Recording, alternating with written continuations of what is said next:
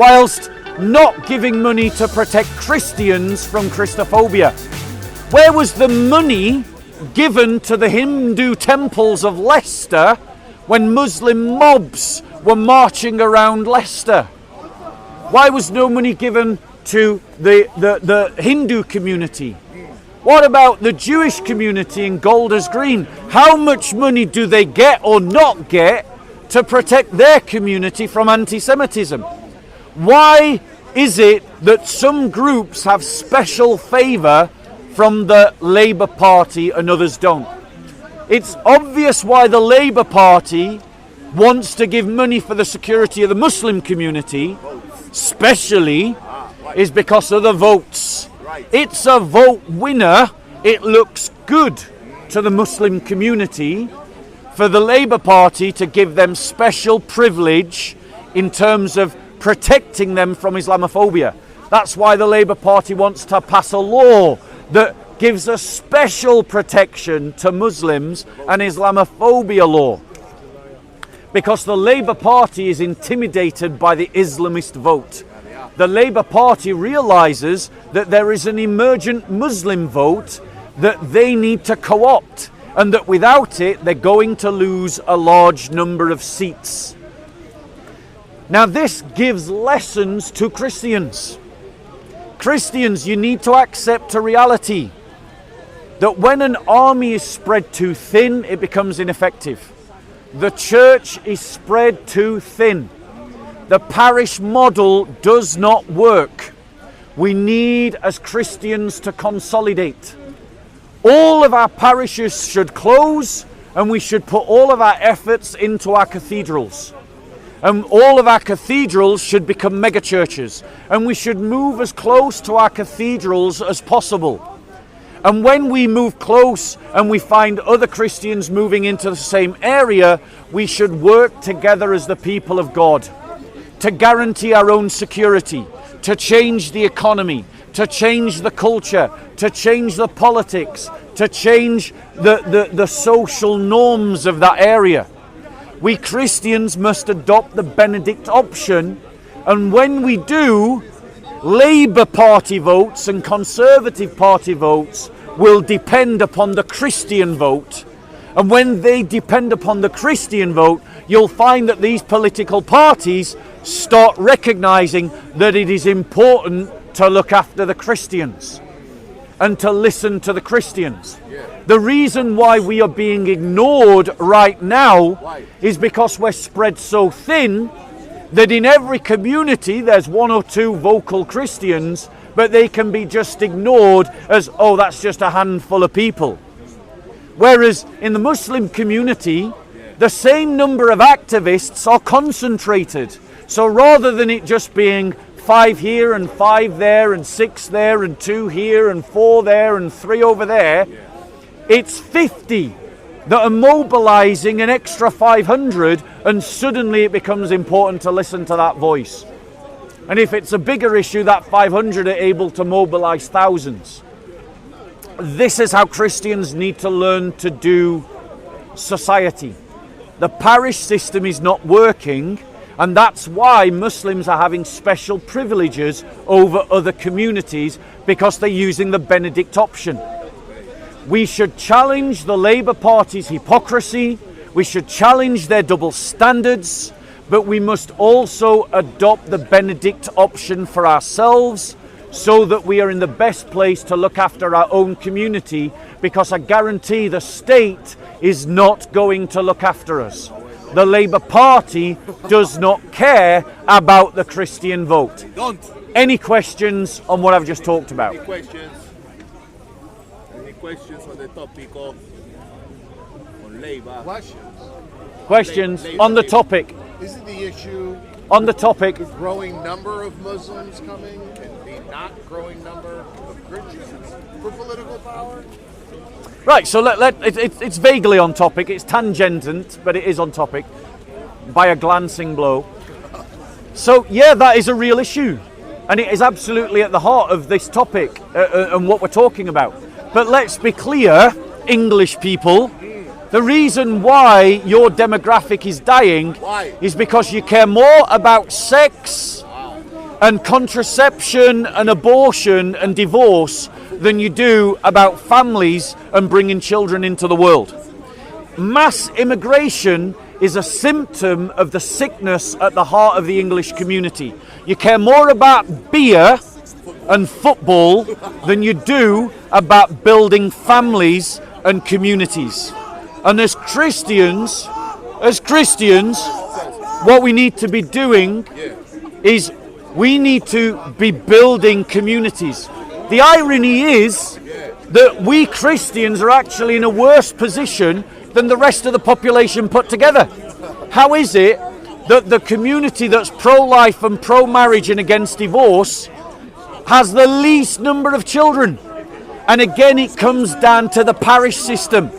We live as Christians with only like 7 hours of contact time between us all. And in that 7 hours, the leadership of our churches have to choose what you do with your time. That is not enough time to build community, and it's certainly not enough time to build family. We need to change the way that we're doing church so that we start building families, and only then, when we start having children of our own, there will not need to be mass immigration. Mass immigration is being brought about by the elites because the elites measure us all as a per capita unit of economy. And since we're not having children, per capita units of economy, GDP, is falling.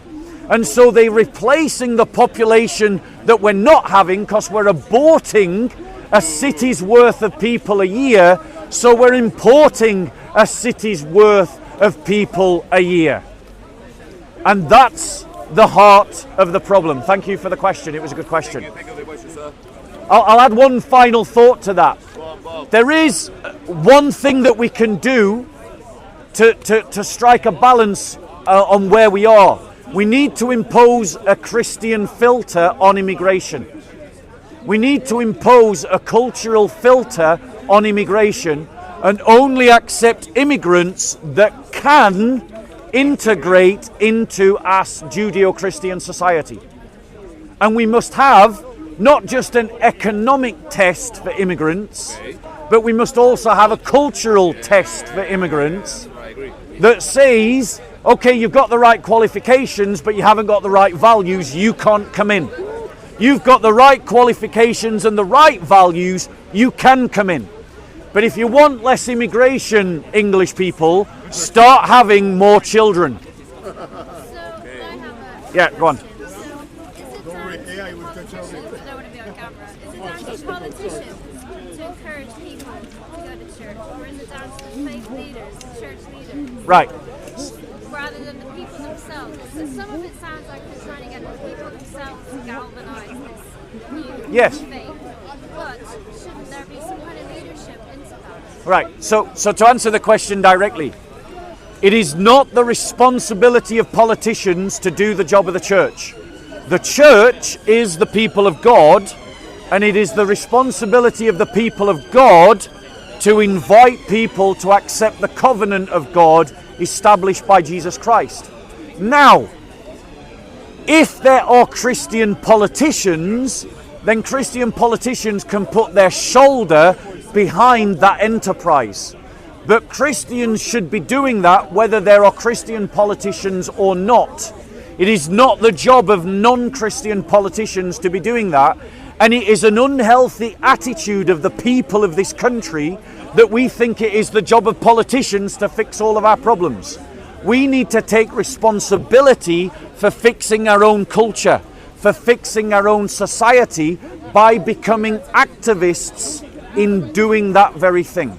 So how can Christians... Can I take another question from someone else? Unless you'd like to debate, in which case we can debate. Well, just how can Christians... Would you like to debate? Would you like to debate? Well, I think it's up to Christian leaders Would you like to debate? to encourage people in. Would you I don't like know to how you're debate? suggesting they do. Okay, are there any other questions by anyone else? Madam, I asked you if you would like to debate, you just ignored me. Well, I just can't. Would you like to debate? If you want to respond to what I said... Would you, I'm going to ask you one more time and then you're just going to ignore you. Would you like to have a conversation? Would you like to have a debate? Would you like to have a conversation? All right. Any other questions, guys? She had a chance. Any other questions? You got a question, Going once. Going once, so. Going twice. Going twice, so. Going 3 times. All right. No one else has got a question. Bob, So what? Yeah, go on, bro. So I wasn't here for the debate you had. So, but I want to ask you something not connected with whatever you've just discussed. But I can do that when you finish. Yeah. So can I Ask a question, yeah, bro. Yeah. I said any other questions. Oh, so I didn't realise. One, three, fight key. So just to let you know, Bob, over 60,000 people are currently watching. Yeah. So I'm going to ask you specifically about Tommy Robinson, an event which is taking place on Saturday. Do you have any other kind of question? No. Every week I've got a question about Tommy Robinson. I love Tommy Robinson. On this channel, Right. 60,000 people want to hear your view. Go on. Will you be at the event on Saturday? Yes. Why is it important for people to be there? Right, the reason why it's important for people to be at the protest on the 1st of February, it is the 1st of February, right, is because right now in this country, because of a tyrannical spasm within our liberal elites, there are political prisoners who are in prison for telling the truth. Tommy Robinson is one of those political prisoners.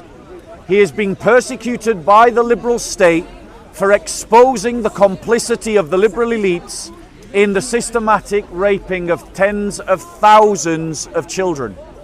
Not just him, but other people as well. It has become well known that the man that slaughtered those 3 little children and tried to murder others in the horrific events that have been recently reported was a Muslim. And there are people in prison today for saying that just after that horrific event. So people are being chucked in prison for telling the truth. Now that is a slide to a Trudeau liberal soft tyranny.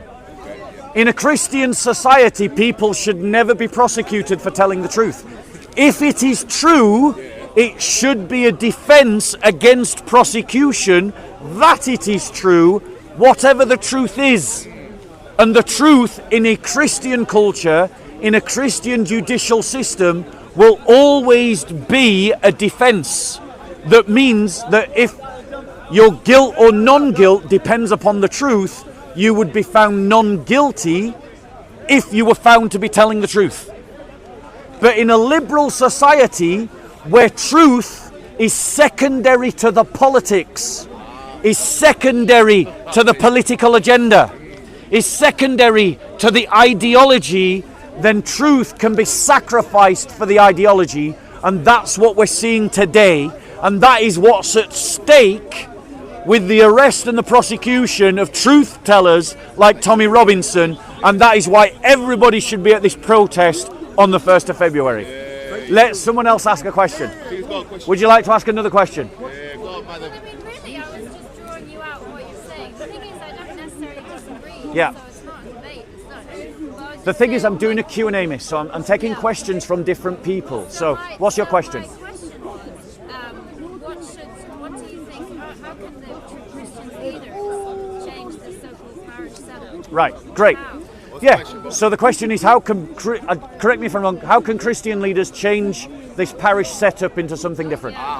Yeah, and it's a good question, and the truth is that we Christians are suffering as a community because we have really rubbish leaders. Oh, how I wish we had leaders who were as strategic as the Muslim leaders. But what we have are amateur leaders who want to run social clubs and charities, and they want to run civic ritualistic fraternities. They don't see themselves as the leaders of the people of God. How Christian leaders can change. Here's a message for all the bishops. Here's how you change.